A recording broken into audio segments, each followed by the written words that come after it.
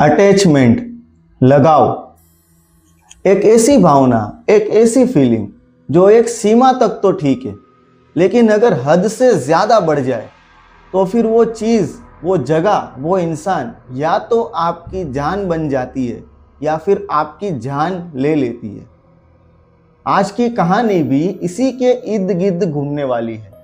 अब वो क्या है, आइए जानते हैं पूरी कहानी। अवी का जन्म उस जमाने में हुआ था जिस जमाने में पढ़े लिखे लोगों की बहुत ज्यादा इज्जत हुआ करती थी। मतलब कि अगर आप आदमी अच्छे हो लेकिन आप पढ़े लिखे नहीं तो आपकी कोई इज्जत नहीं। लेकिन अगर आप आदमी बेईमान, गुस्से वाले और चिड़चिड़े हो, लेकिन अगर आप पढ़े लिखे हो तो आपकी इज्जत है। ऐसे दौर में अवी का जन्म होता है। अवी बचपन से ही पढ़ाई में थोड़ा कमज़ोर था। उसके एवरेज मार्क्स आते थे। वो बहुत मेहनत करता, बहुत पढ़ता, लेकिन उसे पढ़ी हुई चीज़ ज़्यादा देर तक याद नहीं रहती और इस एक वजह से उसे घर पे, स्कूल में, ट्यूशन में, कहीं पे भी ज़्यादा अटेंशन नहीं मिलती, ना ही उसके ज़्यादा दोस्त बनते। वो हमेशा स्कूल में अलग बैठता, ट्यूशन में अलग बैठता, अपने दोस्तों से अलग रहता और वो पढ़ाई में कमज़ोर था। इस वजह से उसके ज़्यादा दोस्त भी नहीं बने थे। यही चीज़ उसके अंदर बैठ गई थी। उसका आत्मविश्वास जैसे जैसे वो बड़ा हो रहा था वैसे वैसे कम होता गया। डरा हुआ, झिझकता हुआ, कहीं पे भी किसी से खुल के बात नहीं कर सकता था। लेकिन अवी के अंदर बचपन से ही एक चीज़ थी, मेहनत। और मेहनत करने वाले को देर सवेर सारी चीज़ें मिल ज़रूर जाती है। अभी बड़ा होता है, अपनी पढ़ाई कंप्लीट करता है, अपने शहर की एक बहुत ही बड़ी जानी मानी फैक्ट्री में इंजीनियर की जॉब पे लगता है। अभी को मशीन से बहुत ज़्यादा लगाव था। कोई भी मशीन हो चुटकियों में ठीक कर देता। उसके काम के प्रति डेडिकेशन, मेहनत, इन सब को देखकर अधिकारियों ने एक दिन अवी को प्रमोशन देने का सोचा। अवी को प्रमोशन मिलता है, वो बहुत ज़्यादा खुश होता है। देर देर रात तक फैक्ट्री में रुकता और काम करता। कोई भी मशीन बिगड़ती तो अवी पहले आके ठीक कर देता।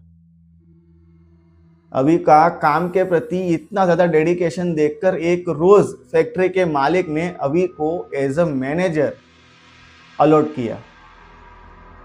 अवी के लिए वो दिन उसके ज़िंदगी का सबसे बड़ा और यादगार दिन बन गया। अवी बहुत ज़्यादा खुश था। अवी का खुद का पर्सनल कैबिन, फैक्ट्री का मैनेजर, बहुत ही ज़्यादा खुश था। अवी का इतना अच्छा बिहेवियर था कि फैक्ट्री के जो भी कर्मचारी थे वो अवी के पास आते, अपनी परेशानियां बताते और अवी उनकी परेशानियों को सॉल्व भी कर देता, उनकी परेशानियों का हल भी निकालता। फैक्ट्री में कोई भी काम हो, अभी सारा काम संभाल लेता। कई बार तो फैक्ट्री के मालिक अभी के ही भरोसे पूरी फैक्ट्री छोड़कर कहीं बार देश विदेश घूमने चले जाते और अभी पूरा काम बड़ी ईमानदारी से संभालता। अभी की वजह से उस फैक्ट्री में बहुत ही ज़्यादा सक्सेस मिली थी। अभी को सब कुछ मिला उसकी मेहनत की वजह से। नाम, पैसा, सफलता, सक्सेस, सब कुछ, मान और सम्मान, सब कुछ मिला। देखते ही देखते उसे अपनी इस मैनेजर की पोजीशन से, अपने उस कैबिन से और अपनी उस मैनेजर की कुर्सी से एक लगाव, एक अटैचमेंट सा हो गया। वो अपने घर से ज़्यादा टाइम फैक्ट्री में अपने कैबिन में बिताता। उसे बहुत ज़्यादा अच्छा लगता। कई कई बार तो ये सबको बोलता कि बचपन से मैं कितना पढ़ाई में कमज़ोर था और इसके बावजूद ये सफलता मुझे मिली।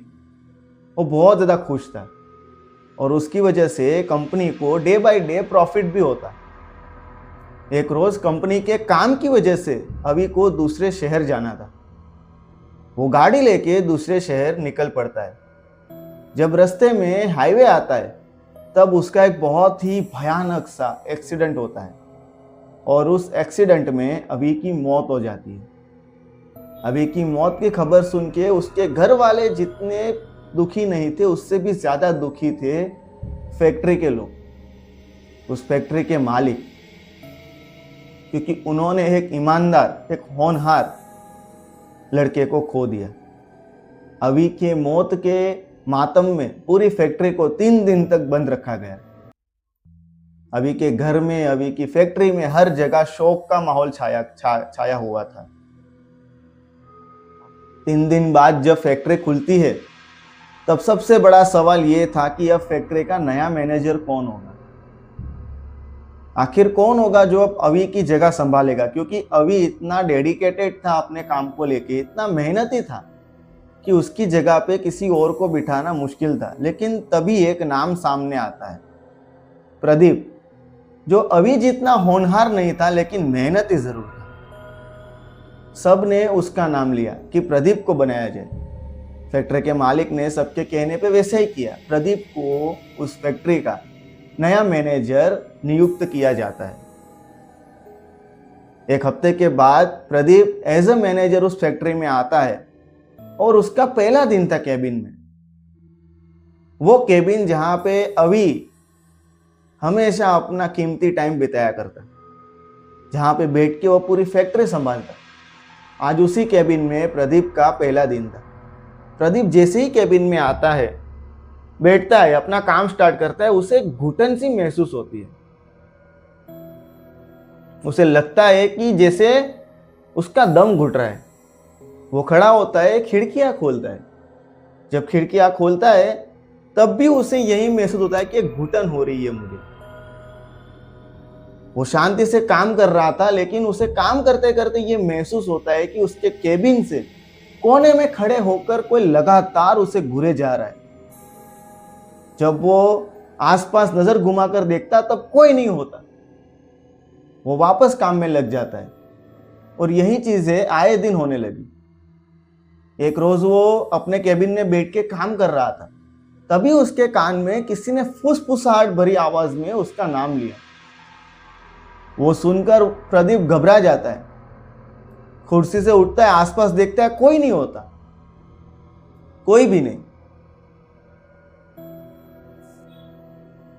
वो अपनी कुर्सी से उठता है और वो जो केबिन में जो दरवाजा लगा है कांच का, उसके आगे खड़ा होता है। जब वहां पे वो खड़ा था, शांति से केबिन से अंदर से बाहर की ओर देख रहा था, तभी उस दरवाजे के कांच में उसके पीछे की ओर उसे कोई परछाई दिखती है। जब प्रदीप पीछे मुड़कर देखता है तो डर के मारे उसका चेहरा पूरा सफेद पड़ जाता है, क्योंकि उसके सामने कंपनी का पुराना मैनेजर अभी खड़ा था। बड़े ही भयानक और गुस्से वाली नजरों में एक टक प्रदीप और उसकी कुर्सी को देख रहा था, मानो कुछ कहना चाहता हो। प्रदीप डर के मारे केबिन का दरवाजा खोलता है, भागकर फैक्ट्री के बाहर आता है और घर चला जाता है। उस दिन के बाद प्रदीप को बहुत तेज बुखार आता है। कम से कम 1 हफ्ते के लिए वो छुट्टी पे रहता है, लेकिन उसने कभी ये बताया ही नहीं कि मैंने ये सब चीजें महसूस की। और ऐसी चीजें आए दिन फैक्ट्री में होने लगी। कभी पंखा जो होता है वो तेज घूमने लगता है, कभी एकदम धीमा हो जाता है, कभी बंद पड़े कंप्यूटर अचानक चलने लगते, कभी फैक्ट्री में रखे सभी के मोबाइलों की बैटरी अचानक से खत्म हो जाती है। कंपनी के वर्कर्स ने भी ये कहा कि हमने अभी की आत्मा को घूमते हुए देखा है। जब भी कोई काम करता तब उसके कान में फुसफुसाहट भरी आवाज में कोई उसे ये कहता कि बैठो मत, काम करो। कभी कोई धक्का दे देता। आए दिन ऐसी सारी चीजें फैक्ट्री में होने लगी और जो फैक्ट्री इतना ज्यादा प्रॉफिट कर रही थी अब वो लॉस में जाने लगी। ये सारी चीजें फैक्ट्री के मालिक को दिन रात सताती। तभी उसे ध्यान में आता है कि हो ना हो ये सब चीजें अभी की आत्मा कर रही है, शायद उसकी आत्मा को शांति नहीं मिली। अभी की आत्मा की शांति के लिए फैक्ट्री में एक रोज फैक्ट्री के मालिक छोटी सी पूजा करवाते। पंडित जी आते, पूजा स्टार्ट करते। पूजा के ही बीच में अचानक पंडित जी आंख बंद करके ना मंत्रोच्चार करने लगते और एकदम ध्यान में चले जाते। जब पूजा खत्म होती है, पंडित जी पूजा से खड़े होते, फैक्ट्री के मालिक के पास जाते और मालिक कुछ बोले उससे पहले ही पंडित जी कहते हैं कि मैंने अभी अभी पूजा के दौरान सब कुछ देख लिया। तुम्हारे फैक्ट्री में जो एक आत्मा है वो किसी और की नहीं, अभी की है, और वो यहां से जाएगी नहीं, क्योंकि वो किसी को नुकसान नहीं पहुंचा रहा। बस अभी का केबिन, अभी की कुर्सी और उसका मैनेजर का जो पद है वो वैसे ही रहने दो। उसे इन चीजों से बहुत ज्यादा लगाव है। इसका कोई दूसरा सॉल्यूशन नहीं है। उसका केबिन खाली कर दो, उसकी कुर्सी भी वहां पे रखो, वहां पे सिर्फ साफ सफाई करो, बाकी कोई बैठो मत और कोई कुछ मत काम करो वहां पे। इसका यही सॉल्यूशन है। इतना कहने के बाद पंडित जी चले जाते हैं और तब फैक्ट्री के मालिक को ध्यान में आता है कि क्यों उस दिन प्रदीप भागकर अपने घर गया था और क्यों उसे बुखार आया।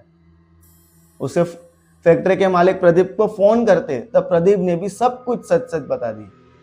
उस दिन के बाद फैक्ट्री के मालिक ने तय किया कि जिस केबिन में अभी बैठता था उस केबिन को अभी की याद में हमेशा के लिए खाली छोड़ दिया जाएगा। अभी का केबिन, अभी की कुर्सी उसी केबिन में ऐसे ही छोड़ दी गई। उसका कंप्यूटर वो भी, बस वहां पे